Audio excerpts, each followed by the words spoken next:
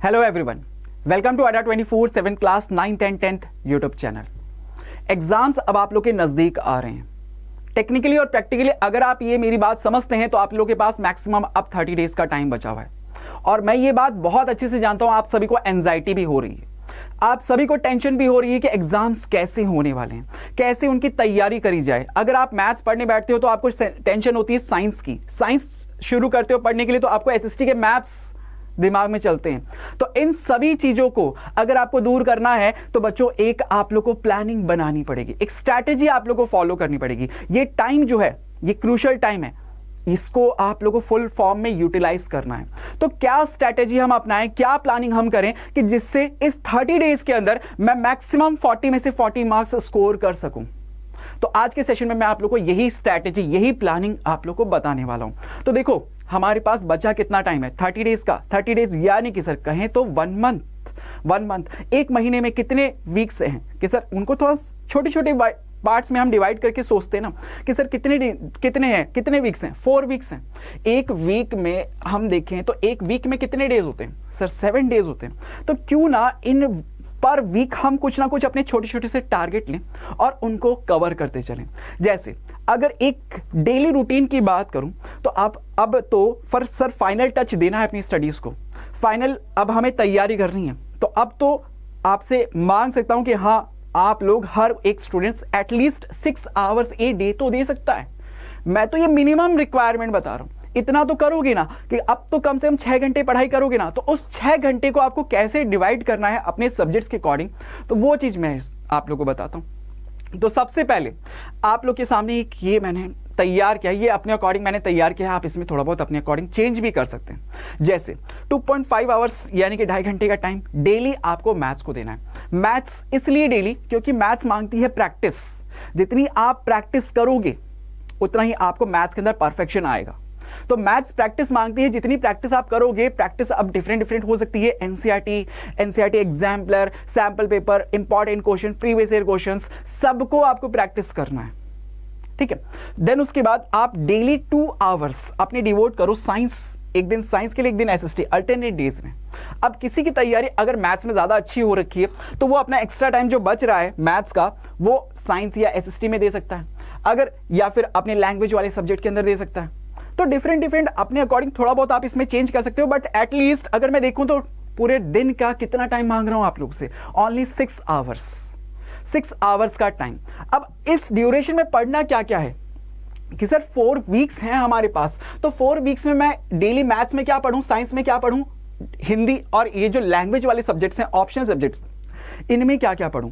तो देखो सबसे पहले तो आपका एनसीईआरटी, आप लोग का जो कंप्लीट सिलेबस है वो किससे है सर? एनसीईआरटी से। एनसीईआरटी जिसको रेफर करके आप लोग का मैक्सिमम पेपर का पोर्शन आता है। तो सबसे पहले एनसीईआरटी बहुत अच्छे से आपके पास होनी चाहिए। अच्छे से आपको हर एक सब्जेक्ट की, चाहे वो मैथ्स हो, सोशल साइंस हो, हिंदी हो, इंग्लिश हो, हर एक सब्जेक्ट का आपको एनसीईआरटी अच्छे से रिवाइज होनी चाहिए। ठीक है। रिवाइज इसके साथ साथ आप एनसीईआरटी को 1 शॉट में भी कवर कर सकते हो। देखो वीडियो लेक्चर्स का अपना आप लोगों के लिए बेनिफिट है कि आप वीडियो लेक्चर्स को 2x की स्पीड पे या आप उसको 1.5 की स्पीड पे, बच्चे आजकल होशियार हैं, तो या तो 2x की स्पीड पे या फिर 1.5x की स्पीड पे जाके आप फटाफट से उन सभी लेक्चर्स को रिवाइज कर सकते हो। ठीक है। या फिर आपने अपने खुद के नोट्स तैयार कर रखे होंगे। मैथ्स में जैसे फॉर्मूला है तो फॉर्मूला शीट आप लोगों ने बना रखी होगी, तो उसके अकॉर्डिंग आप फटाफट से उनको रिवाइज कर सकते हो। रिवाइज करते टाइम भी आपको कुछ स्ट्रैटेजीज आपको अपनी अपनानी चाहिए। जैसे अगर आप मैथ्स के सपोज कोई चैप्टर को आप पढ़ रहे हो, एक वीक के अंदर कितने डेज हैं? 7 डेज।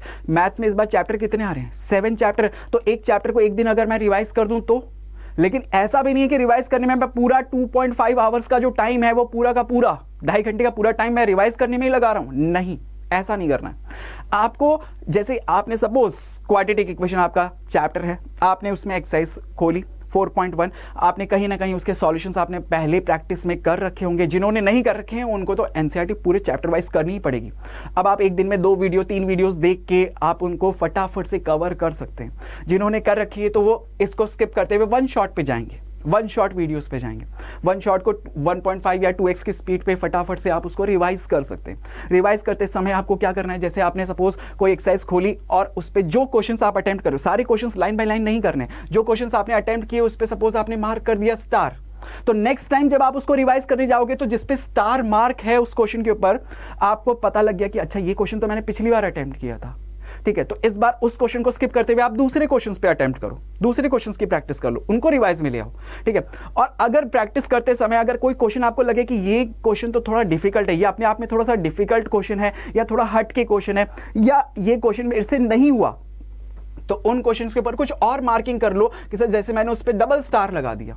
डबल स्टार का मतलब ये क्वेश्चन मैंने पिछली बार जब मैं रिवाइज कर रहा था उस समय उसको करते समय मेरे से नहीं हुआ ये, या फिर मेरे को इसमें बहुत डिफिकल्टी हुई, तो नेक्स्ट टाइम जब आप उस क्वेश्चन को वापस से देखोगे, उस एक्सरसाइज को वापस से पढ़ रहे होगे, तो डबल स्टार देखते ही आपको पता लग जाएगा अच्छा ये थोड़ा इंपॉर्टेंट है, इसको जरा दोबारा देख लेता हूं, इस बार तो कहीं इस क्वेश्चन के अंदर मैं नहीं फंस रहा, ठीक है। तो इस तरह से आपको एनसीईआरटी को तो अच्छे से कर लेना है। इसके अलावा एनसीईआरटी एग्जाम्पलर जो बुक है ये भी एनसीईआरटी ही पब्लिश करती है बच्चों, और आप लोग को जैसा कि पता है आपका मैक्सिमम पोर्शन पेपर के अंदर वो एनसीईआरटी से ही आता है, ठीक है।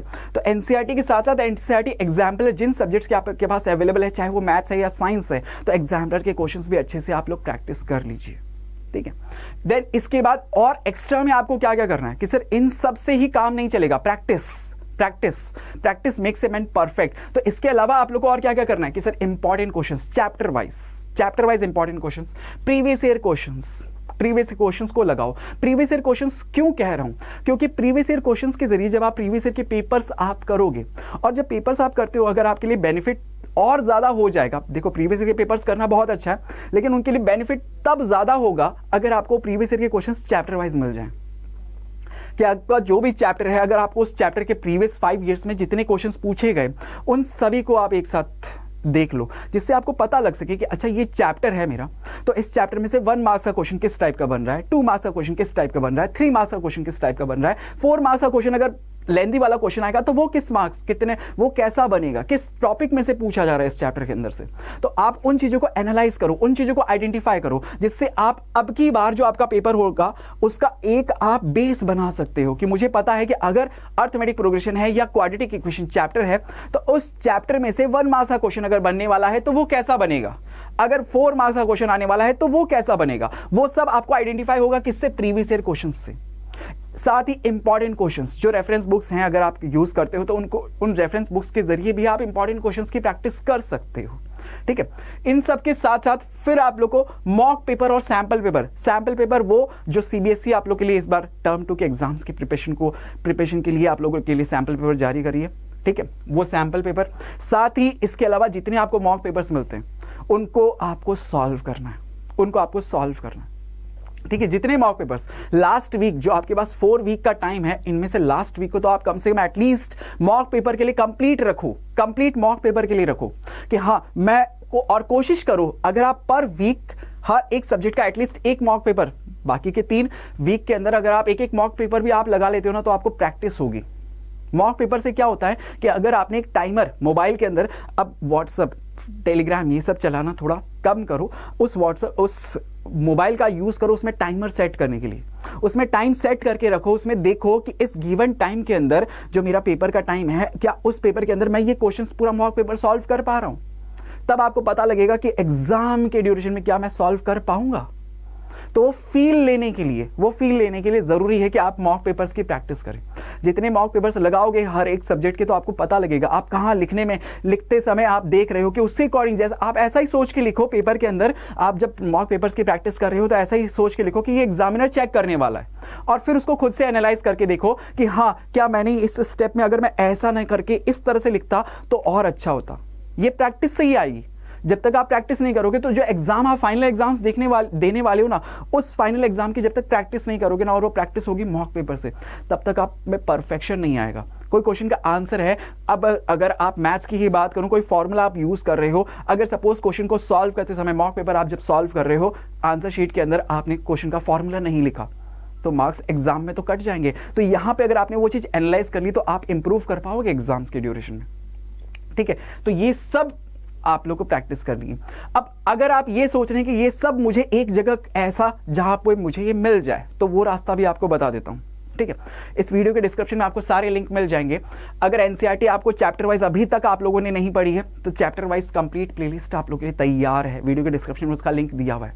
अगर आप वन शॉट रिविजन्स करना चाहते हैं तो वन शॉट की कंप्लीट प्लेलिस्ट डिस्क्रिप्शन में दी हुई है, आप उसके through complete one shots chapter by chapter हर एक सब्जेक्ट के आप देख सकते हो, ठीक है। एनसीईआरटी एग्जाम्पलर कंप्लीट सॉल्यूशन उसका कराया हुआ है, आप उसको देख सकते हो कंप्लीट हर एक चैप्टर के हर एक एक्सरसाइज का, ठीक है। Important questions, previous year questions, आप लोगों को प्रीवियस ईयर क्वेश्चंस मैंने करवा रखे हैं हर एक चैप्टर बाय चैप्टर, कि चाहे क्वाड्रेटिक इक्वेशन हो, चाहे वो आपका अर्थमेटिक प्रोग्रेशन हो, हर एक चैप्टर को मैं चैप्टर वाइज आप लोगों को क्वेश्चंस करवा रहा हूं प्रीवियस ईयर के, जिससे आप आइडेंटिफाई कर सको कि क्वेश्चंस का पैटर्न क्या बन रहा है, पैटर्न किस टाइप का बन रहा है। सैंपल पेपर्स, मॉक पेपर्स, इनके लिंक भी आपको वीडियो के डिस्क्रिप्शन में दिए हुए हैं। तो इन सब के थ्रू आप अपनी प्रैक्टिस को और बूस्ट अप कर सकते हो। और मुझे ये लगता है कि ये 4 वीक अभी बहुत है, बस बात इसकी है कि मैं इसको अगर प्रॉपर यूटिलाइज कर सकूं। देखो 10th का बोर्ड एग्जाम है, एक बार देना है लाइफ के अंदर, तो देंगे इस बार बहुत अच्छे से, पूरी तैयारी के साथ देंगे। और आई होप बच्चों इन सब चीज़ों को अगर आप फॉलो करोगे अपनी डेली रूटीन के अंदर, बस लास्ट 30 डेज, उसके बाद फिर टेंशन फ्री हो गया, सीधे एग्जाम्स देना है, एग्जाम के बाद टेंशन फ्री हो जाओगे। तो 30 डेज अपने डिवोट कर देते ना पूरे एग्जाम्स के लिए। लाइफ में एक बार आने वाला है ये एग्जाम, तो एक बार ही इसको पूरा डिवोट कर दो। और आई होप आप लोग अगर इसमें पूरे दिल से पढ़ाई करेंगे तो 40 आउट ऑफ 40 तो ईजिली स्कोर कर जाएंगे। उम्मीद करता हूं कि वीडियो आप लोग के लिए बहुत हेल्पफुल रही होगी, कमेंट करके ज़रूर बताइएगा। और ऐसी रेगुलर अपडेट्स के लिए, वीडियोस के लिए जुड़े रहें हमारे साथ ऑनली ऑन अड्डा 24/7 class 9th and 10th YouTube channel. Thank you for joining with us guys, thank you so much.